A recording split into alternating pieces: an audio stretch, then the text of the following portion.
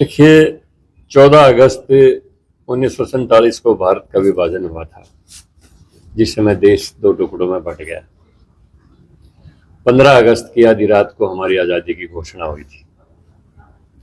14 अगस्त को हम पूरे देश में विभाजन की विभीषिका दिवस के रूप में उसको देखते हैं।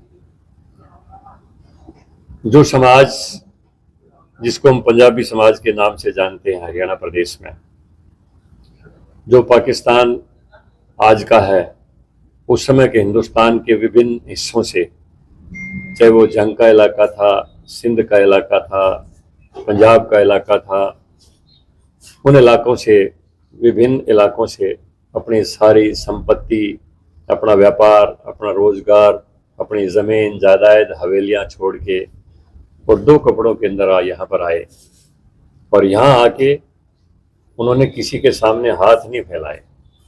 ना उनके लिए कोई रिजर्वेशन थी संविधान के तहत आज़ादी के बाद, ना कोई अन्य किस्म की कोई सहूलियतें दी जाती थी। अपने पुरुषार्थ, अपनी मेहनत, अपनी कर्मठता की बदौलत यहाँ पर आके अपने आप को स्थापित किया। ये जो लोग हैं हमारी, चाहे माताएं हैं चाहे हमारे बुजुर्ग हैं, ये हमारे लिए प्रेरणा का स्रोत है कि कठिन से कठिन परिस्थितियों में बिना विचलित हुए, बिना घबराए, बिना हौसला तोड़े किस प्रकार जीवन में अपने आदमी को स्थापित किया जा सकता है।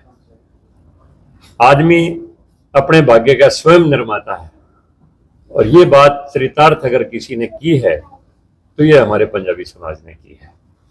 तो मैं मिलने के लिए आया हूँ ताकि मैं भी अपने जीवन में इनकी कर्मठता, इनके संघर्ष से प्रेरणाएं लेता रहूं। और मैं तो अन्य भी हमारे देश के वासियों से यही बात कहता हूं कि जीवन में अगर कभी सामने कोई कठिनाई आए, कोई विपदा आए, तो विभाजन के समय जो लोग आए उनके जीवन से प्रेरणा लेकर अपने जीवन का अध्याय दोबारा शुरू करें और जीवन का जीरो से नहीं, माइनस से अध्याय शुरू करके कैसे शिखर पर जाया जा सकता है, इस समाज से उसकी सीख ले। तो इसी संदर्भ में मैं अपने बुजुर्गों का सम्मान करने के लिए, जिन लोगों ने अपनी कर्मठता से, मेहनत से और अपना जीवन यहाँ पर शून्य से शिखर तक का सफर तय किया, अपना जीवन बनाया, उनके सम्मान के लिए आया। साहब, कितने परिवार हैं यहाँ पे? कितने ऐसे परिवार हैं? मेरी जानकारी के अनुसार परिवार तो 40-50 से लगभग होंगे, लेकिन तो भूल जाते हैं। हाँ, 70 वो लोग हैं, 70 के लगभग वो लोग हैं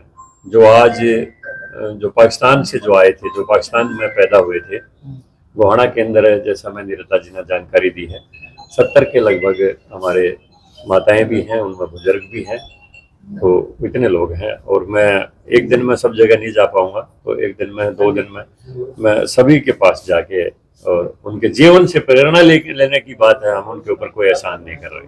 जंगल साहब, आज बेरोजगारी का बहुत बड़ा मुद्दा है। दीपेंद्र हुड्डा ने भी जो है इस आवाज को उठाने का काम किया था।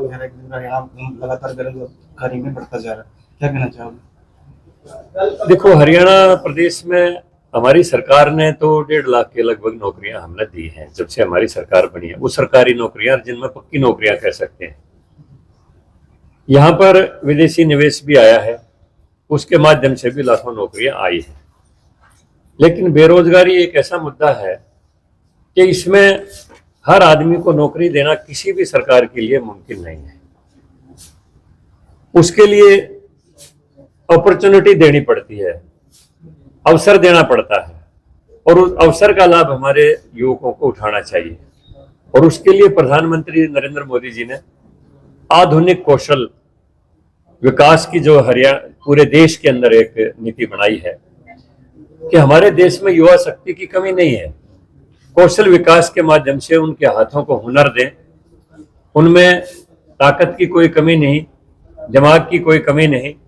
उस हुनर के माध्यम से अपना स्वयं का व्यवसाय विकसित करें और जो प्राइवेट सेक्टर की जो नौकरियां हैं वो भी अपने हुनर के माध्यम से मिल सकती हैं। क्योंकि जो कॉरपोरेट जगत है उनको क्वालिटी चाहिए, उनको कोई भेदभाव की बात नहीं होती उनके दिमाग में। जो भी क्वालिटी जिस युवक के अंदर होगी तो कॉरपोरेट जगत में उसी को उसका स्थान मिल जाता है। और ये मैं कह सकता हूँ उदाहरण के साथ कि जितनी बड़ी बड़ी आईटी कंपनियां हैं, यहाँ तक जो गूगल है, फेसबुक है, यूट्यूब है, हमारे देश के कितने ही ऐसे प्रतिभाशाली युवक विदेशों के अंदर बड़ी बड़ी इन कॉरपोरेट जगत के सीईओ बैठे हैं, वहां पर इनके चीफ बैठे हैं। तो अपॉर्चुनिटीज खोलने का जो विषय है वो सबसे बड़ा काम है नरेंद्र मोदी जी ने किया है। अपॉर्चुनिटीज जब सामने आएंगी और कौशल विकास अगर युवक उसकी तरफ बढ़ेंगे, उनके हाथों को हुनर मिलेगा, तो बेरोजगारी अपने आप मिट जाएगी। ये कांग्रेस के लोग जो इस किस्म का आरोप लगाते हैं, इनसे हम पूछना चाहते हैं कि ये इतने दिन तक सत्ता में रहे, देश में एक छोटी सी चीज होती है नाखून काटने का कैलकुलेटर, वो भी ये कोरिया और चाइना से मंगाते थे। अब चाकू की जरूरत पड़े इंग्लैंड से मंगा लो, कैलकुलेटर की जरूरत पड़े जापान से मंगा लो, कैमरे की जरूरत पड़े जापान से मंगा लो, घड़ी की जरूरत पड़े स्विट्जरलैंड से मंगा लो, मोबाइल की जरूरत पड़े चाइना से मंगा लो, कार की जरूरत पड़े कोरिया से मंगा लो। तो फिर देश का नौजवान क्या करेगा? देश के नौजवान के लिए उस सेक्टर के अंदर मेक इन इंडिया के लिए कांग्रेस ने कुछ किया ही नहीं। हर चीज का विदेशों से आयात शुरू कर दिया। आज वही लोग जो बेरोजगारी पैदा करने के जिम्मेदार हैं, वो बेरोजगारी की बात करते हैं। हमने तो बेरोजगारी समाप्त करने के लिए अब युवकों को अवसर देने की शुरुआत की है, जिसमें मेक इन इंडिया का नारा लगाया है और स्टार्टअप इंडिया का काम शुरू किया है, आत्मनिर्भर भारत का काम शुरू किया है। और आज मैं खास तौर पर रक्षा क्षेत्र में कह सकता हूं, 15,000 करोड़ का हिंदुस्तान ने निर्यात किया है, जो एक एक चीज बाहर से आयात करता था। अब भारत में निर्माण हो रहा है। मोबाइल का सबसे बड़ा निर्माता हिंदुस्तान चाइना से भी ज्यादा बन गया है। तो हिंदुस्तान में एक एक चीज का निर्माण होगा, उससे बेरोजगारी मिटेगी। कांग्रेस की नीतियों ने तो देश में बेरोजगारी पैदा की है।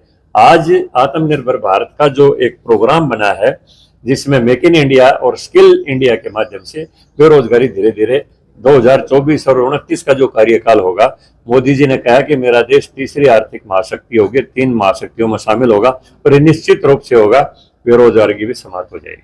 सुरजेवाला का एक बयान आया है जिसमें कांग्रेस को जो है, बीजेपी को जो है कांग्रेस से उसको राक्षस से तुलना की है। अब बात यह है, अगर गंदा नाले से अगर कुछ निकालेंगे तो गंदगी ही निकलेगी। जिसके अंदर जो होगा वो बाहर आएगा। अगर जिसके अंदर राक्षस प्रवृत्ति है तो राक्षस वो बताएगा लोगों को। आईना अपनी ही तस्वीर दिखाता है, तो आदमी जैसा वृत्ति का व्यक्ति होगा वो वैसे ही उसकी सोच होगी। बस मंडले पर दोबारा से जो है यात्रा शुरू करने की बात कर रहा है, 9 के अंदर 28 तारीख को परमिशन भी मांगी है, क्या कहना चाहेंगे? ये हर साल होती थी वहां पर यात्राएं और कभी कोई गड़बड़ नहीं हुई। ये तो देश का माहौल खराब करने के लिए एक साजिश के तहत किया गया है सारा का सारा इंतजाम। एक ही अक्षण में कोई टनों की संख्या में किसी बिल्डिंग के ऊपर पत्थर नहीं चढ़ाए जा सकते हैं। एक ही अक्षण में पहाड़ियों के ऊपर पोजीशन लेके फायरिंग का इंतजाम नहीं किया जा सकता है। ये पहले से साजिश थी ताकि माहौल को बिगाड़ दिया जाए। जब से हिंदुस्तान आजाद हुआ, कभी भी मेवात क्षेत्र में ऐसी कोई घटना हुई नहीं थी। ये इस समय जो प्रधानमंत्री जी की लोकप्रियता जो है, उसी को चैलेंज करने के लिए इस किस्म की साजिश के तौर पर घटनाएं, जिसमें मामन खान का, कांग्रेस के विधायक का वीडियो सामने आ चुका है, आपके भी नेताओं का उसके अंदर साजिश का पर्दाफाश हो चुका है। यहाँ पर कांग्रेस दोनों मिलकर इनके सामने एक मोदी टारगेट है, वह किसी तरह इनको जो है ना बदनाम करो, लेकिन कोई भी बदनाम इस तरह से हो नहीं सकता। सत्य को कभी आंच हो नहीं सकती। ये चाहे कितना भी प्रयास करें, भाईचारा पुनः कायम हो जाएगा। वहां पर स्थिति नियंत्रण में है और जो इस किस्म के जिम्मेदार हैं इस घटना के, उनको बराबर दंड मिलेगा। ठीक है, एक बात